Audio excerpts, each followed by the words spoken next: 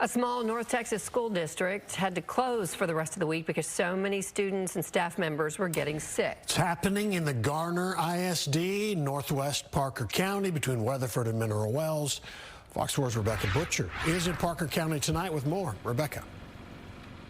Yes, it was an urgent decision to decide to close Garner ISD schools because of flu illnesses. Schools are closed the remainder of the week. Garner ISD says it reached an absentee threshold of both students and staff where it had to close down schools due to illness. The district canceled classes for the remainder of the week beginning Wednesday. They will return to a normal schedule on Monday. Any day that is 10% less students in attendance than the average daily attendance of the prior year, you really start looking at waiving that day for attendance because we're paid based on attendance. Rebecca Hallmark, GISD's superintendent, says the district has just under 370 students. She hopes the closure gives students and staff enough time to get well and the district the opportunity to sanitize the facilities. We started the day yesterday with about 56 students out, and at 367 students, that's a pretty big chunk. Yeah. So we started watching. Hallmark says by 2 p.m. Tuesday, schools sent over 30 more students home.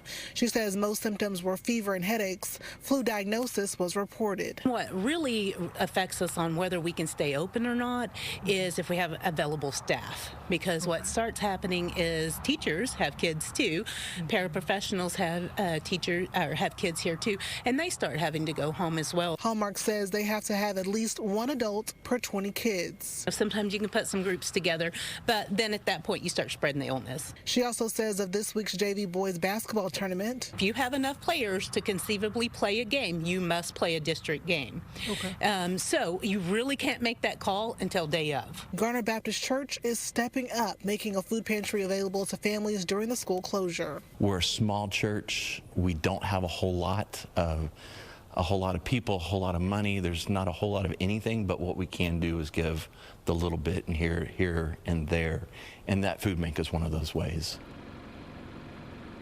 Yeah, and the superintendent says that this is the third time that they've had to close Garner ISD schools due to illness in the 10 years that she's been here. Now, that's excluding the pandemic.